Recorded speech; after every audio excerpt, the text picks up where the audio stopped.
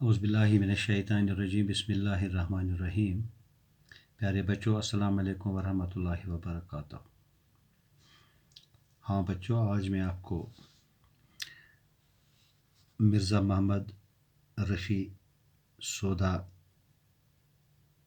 کے قصیدے کے باقی شعر لے کر آپ کے سامنے حاضر ہوا ہوں۔ اس قصیدے کے 5 شعر جن کی تشریح ہم نے کی، آج میں آپ کو قصیدے کے چھٹے شعر سے تشریح کرانے جا رہا ہوں۔ ہاں، چھٹا شعر ہے: گوڑا لے اگر نوکری کرتے ہیں کسو کی، تنخواہ کا پھر عالم بالا کی نشاں ہے۔ چھٹے شعر میں سودا فرماتے ہیں کہ اس زمانے میں سب کی معاشی حالت بہت گردش میں ہے، روزی روٹی کمانا مشکل ترین کام بن گیا ہے۔ اگر کسی شخص کا پیشہ سپاہ گری ہے اور وہ کسی کی نوکری کرتا ہے تو اس خدمت کا معاوضہ یا اجرت اس کی پہنچ سے بہت دور آسمان پر ہے، وہاں تک پہنچنا اس کے بس میں نہیں ہے۔ مطلب یہ کہ انسان نوکری تو کرتا ہے مگر اس کو تنخواہ نہیں ملتی ہے۔ قصیدے کا 7واں شعر: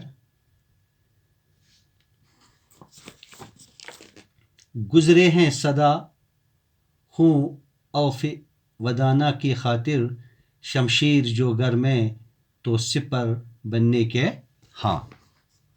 7واں شعر ہے: سودا کہتے ہیں کہ آج کے اس دور میں سپاہی اور اس کے گھوڑے کی زندگی بڑی مشکل سے گزر رہی ہے۔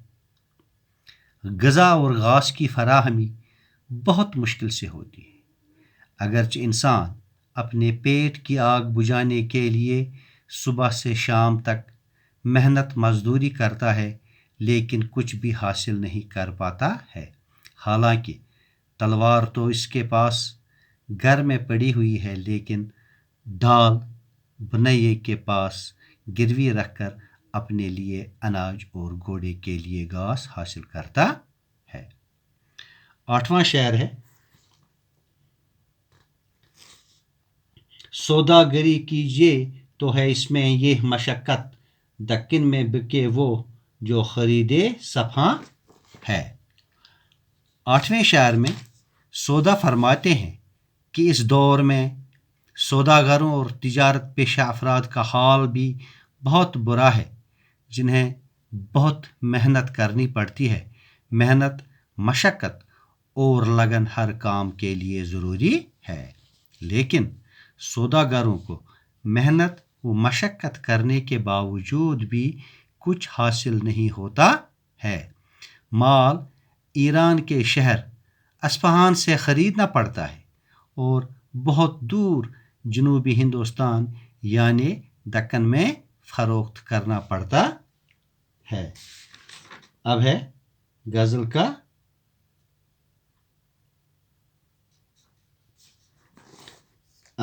کا 9واں شعر: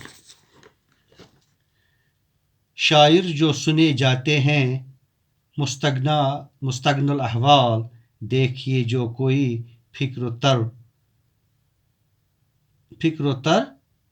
و دکوتیاں ہے۔ اس شعر میں سودا کہتے ہیں کہ جب لوگ شاعروں سے ان کا کلام سنتے تھے تو وہ لوگ دنیا کے غموں سے آزاد ہو جاتے تھے، کیونکہ شاعر خود پریشانی اور فکر ترو سے بے پرواہ ہوتے تھے۔ یہی وجہ ہے کہ ان کی صحبت میں بیٹھنے سے فکر و غم دور ہو جاتے ہیں۔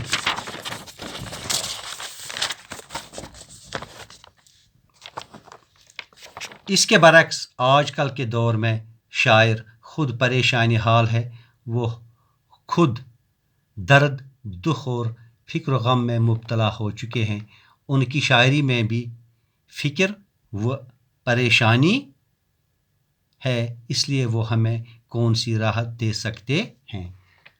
10واں شعر ہے، مشتاق ملاقات انہوں کا کس وناس کس، ملنا انہیں ان سے جو فلاں ابن فلاں ہے۔ سودا فرماتے ہیں کہ دلی شہر کی حالت اب اتنی خراب ہو چکی ہے، کوئی کسی کو پوچھتا تک نہیں ہے، نہ کسی سے کوئی واسطہ رکھتا ہے، نہ ملنا چاہتا ہے۔ لوگ صرف ان لوگوں سے ملنا چاہتے ہیں یا ملنے کے خواہش مند ہوتے ہیں جن کے پاس دولت ہو یا حکومت کے کارندے ہوں۔ امیروں کو حاکموں کے پاس لوگوں کی ریل پیل دکھائی دیتی ہے، ان کی خوشنودی حاصل کرنے کی کوشش میں مصروف رہیں، کیونکہ اس پرآشوب زمانے میں دولت یا حکومت ہی کام آ سکتی ہے۔ یہاں تک کہ ہمارے شاعروں کا یہی حال ہے۔ 11واں شعر ہے، گر عید کا مسجد میں پڑھیں جا کے دوگانا، نیت قطع تہنیت خانے زماں ہے۔ اس شعر میں شاعر سودا کہتے ہیں کہ آج کل خوش آمد اور چاپلوسی کا دورہ ہے۔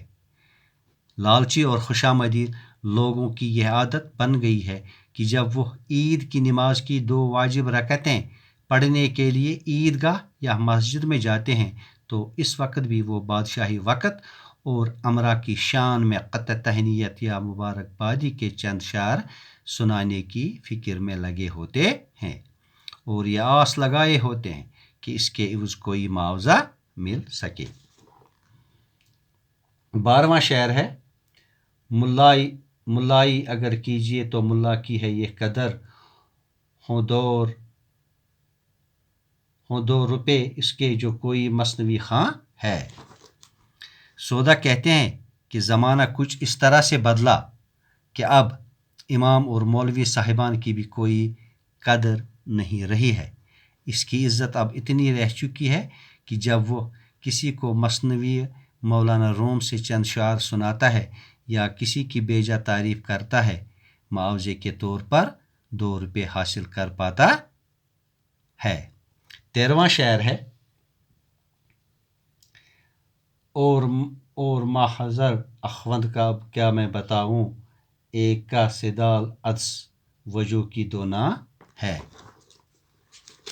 سودا کہتے ہیں اگرچہ استاد کا ادب و احترام سب پر واجب تھا، مگر اس کی خستہ حالی کا کیا ذکر کروں، بیچارے کو 2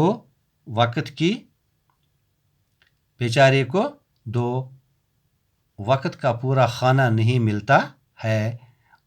استاد جو قوم کا معمار ہوتا ہے، اس کی خدمت کے عوض صرف جاؤ کی 2 روٹیاں اور مسور کی دال کا 1 پیالہ ملتا ہے، اور اس طرح بس بڑی مشکل سے اس کا پیٹ بھرتا ہے اور اس کا گزارا اسی طرح چلتا ہے۔ ہاں بچوں، یہ تھے اس قصیدے کے آج کے کچھ اشعار۔ یہ قصیدہ بہت لمبا ہے، انشاءاللہ بقیہ اشعار جو بقیہ اشعار رہے وہ انشاءاللہ آگے ہم پڑھیں گے۔ تب تک کے لیے خدا حافظ۔